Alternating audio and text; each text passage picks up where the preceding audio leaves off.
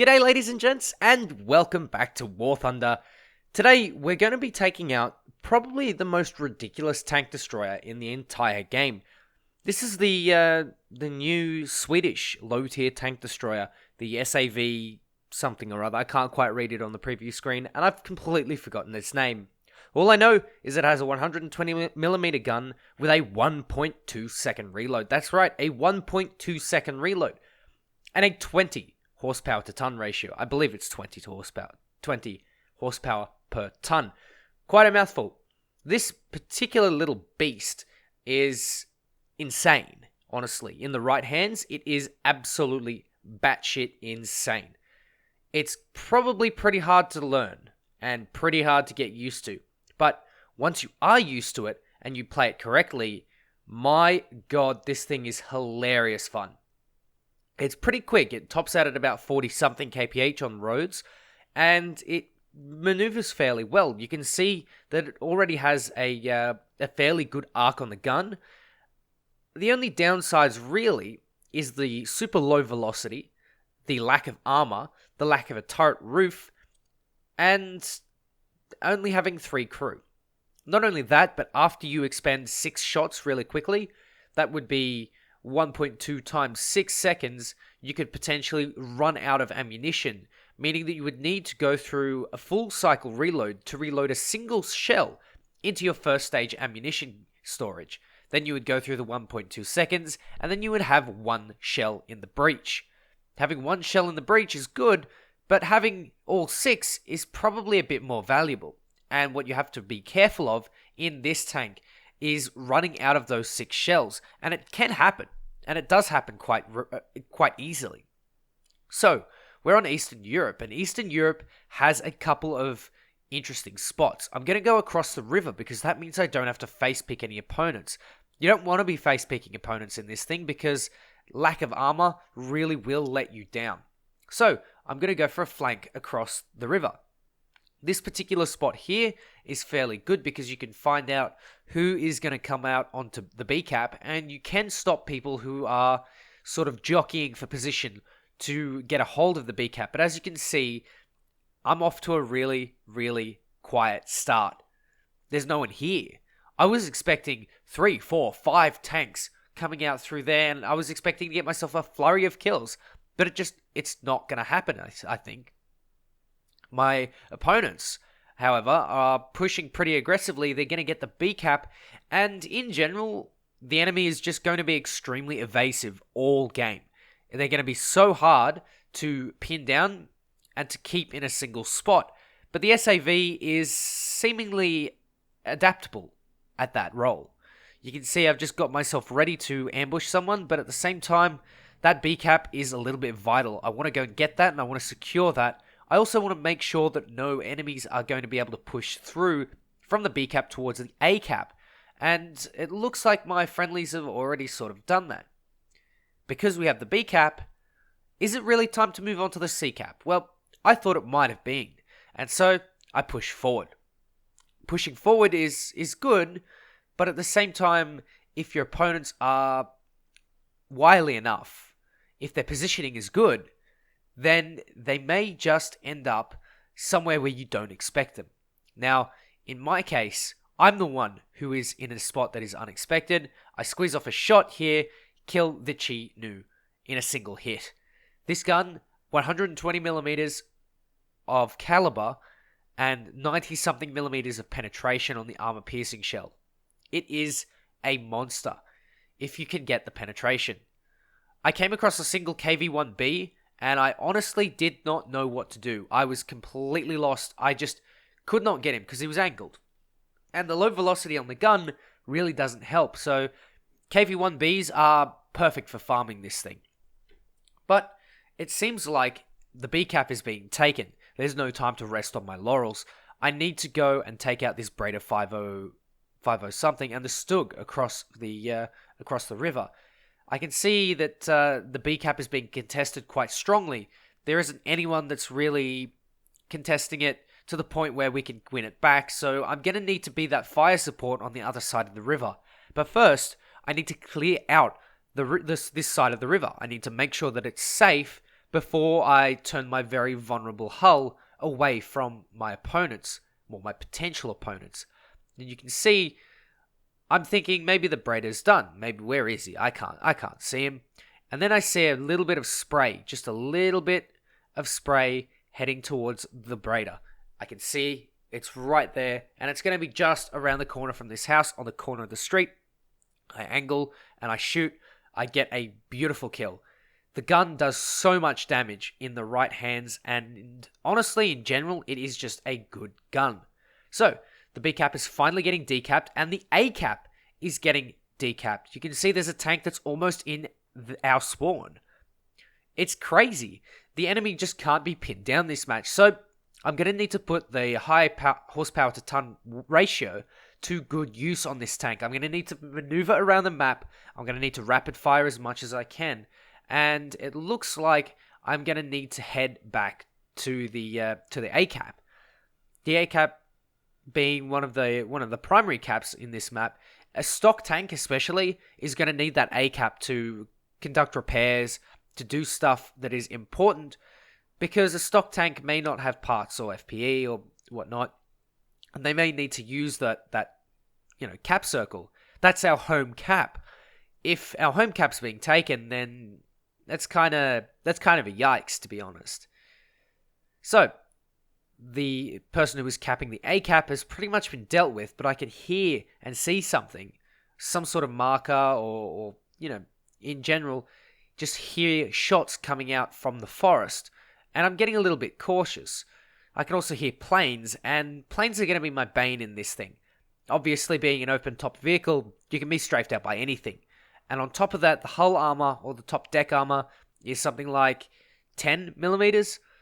Not only that, I don't get a machine gun, so I can't engage these targets at, with some sort of comfort. I'm going to have to use the low-velocity main gun, and I don't get a hit here. I won't even bother with saving you from spoilers, but you can see here I'm going to put the high rate of fire to use, and I just can't get it. I just can't get it. He's going to fly over me, and I still can't get it. It's incredible. This thing is man, the velocity of the gun is just pathetic. But it's not an anti-air gun, it's an anti-tank gun. And so that's what I should be using it on. I'm going to wait for that ready rack to replenish. You can see it takes about 10 or so seconds to actually replenish it. So if you're thinking about it per shell, it's about a 12-second reload per shell. 120 millimeters and about 90 millimeters of penetration. I think that's kind of balanced. Not only that, but any Wirbelwind or any SPAA that looks at you is going to absolutely suffer. But you know what else suffers? Chinooks, when they get on the wrong side of this gun. If this is a running theme of Swedish tank destroyers, then I think I'm going to really, really enjoy this stuff. And honestly, for $20, this thing is a really, really good pickup if you're looking for something fun and challenging to grind out the Swedish tank tree. I have had a few games in the STRV 103 Series 0, and it's not really favorable, let's just say that. I will make a full video on it later, but honestly, this is probably the one to go with. It's just great. It just seems to do wonders. Except in this case here, where I get traded out by a Panzer IV F2. You can see the durability on this tank is absolutely bugger all. But that's okay, because I have a backup of this stuff. And so we're going to go in for round 2. You'll see this thing go absolutely apeshit. I thought, you know what? My team has got pretty much all map control. There are a couple of planes left. I think it's game over. And so I basically sat in spawn for a couple of minutes trying to shoot down these planes. You can see I'm not having any luck. It's tough. It is really, really tough. I wish this thing got a bloody machine gun. Oh my god. It's just... I just wish some of these would have hit, because it would have made such a great video. It just would have been so good for the video. But, oh well. We can dream. So, again, I've noticed that my team is slowly starting to lose that map control. You can see the marker that's just there to the east of the spawn point. The cap point. And then there's one that's south of B. So, I'm starting to think that my team is actually not as capable of holding the map as I originally thought. They seem to be everywhere, my opponents, and they just seem to be so numerous. That plane is clearly going to hit the dirt, and yeah, that was pretty obvious. Shame I couldn't get a couple of hits on it first, but yeah, a machine gun would have been absolutely perfect for this. Maybe, I don't know, maybe Sven could carry his pistol and take a couple of pot shots at the Key 61. That would be nice, but again, wishful thinking. This is one of the things that the SAV kind of lacks, and apart from that and the low velocity gun, as well as it being a tank destroyer and lightly armored, it's a very, very good vehicle. It is honestly a fantastic vehicle. It's so much fun as well, because you just get to zoom around the map and deal damage. You have such a high damage potential because of your rate of fire. And the high caliber of the gun means that you're almost always going to get one-shots. If you think of a vehicle like the Orbital HVG, for example, I think it's a 60mm gun. The Sabo on the 60mm gun, the Sabo itself is something like 30 or 20-something millimeters in diameter. Someone let me know in the comment section below. But if you watch my Orbital HVG video, you'll see how hard it is to one-shot without hitting the ammo rack or without, stringing a couple of crew members together. In the case of the SAV, you don't really get that. In fact, you do it so easily that there goes a Panzer 4G. I thought that was an M3 Grant, to be honest, but I completely forgot that we're not facing the British. It doesn't really matter. That's a Churchill. Speaking of British, I can use the good gun arc, and look at the damage this thing does. It's just pure carnage, and I love it. I love every single bit of it. This thing has just blown me away. From the first match that I've played in it, I managed to get a ×2 kill. Look at this here. I managed to peek around because the Dickimax dicks the shot, and look at the damage you do with that 120mm cannon.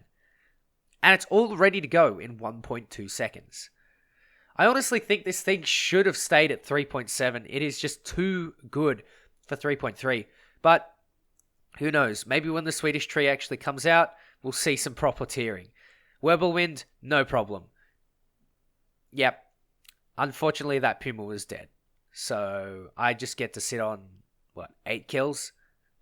8 kills isn't bloody bad either. Oh man, I just can't stop speaking the praises of it. It's so fun to play. It's just insanely great. And if you have $20 spare, maybe you get $20 of Christmas money that you want to spend. I mean, I'd save it, but if you want to spend it, if you insist on spending it, or if you get some sort of, some sort of gift card, then I would certainly recommend. If you were looking to pick up something as a War Thunder Christmas gift, and you only had, say, $20, I would pick this, honestly. It's great. It's just really nice. In fact, I dipped into my own pocket and bought this with my own money. I didn't even ask Gaijin for it because they basically said I've more or less asked for enough, and that's all that they can give me for the time being. I got impatient and I wanted to do a video on this thing, and my god, am I not disappointed. I'm blown away by this thing. It is just insanely strong. I've got the mobility, I've got the firepower, I've got the reload rate, I have the damage output. It's like everything that I want in a good tank destroyer. I'll contrast it with the STRV 103 in the STRV 103 video itself, but oh my god, I absolutely adore this thing. And when you're facing Germans, which don't have great armor, then my god, you are in for an absolute treat. You'll get one-shots all the time, and even the Russian stuff, you can and will one-shot. It's just you have to get the angling right. You have to make sure you either get side shots or aim for the weak spots. Anyway, ladies and gents, I hope you really enjoyed this video.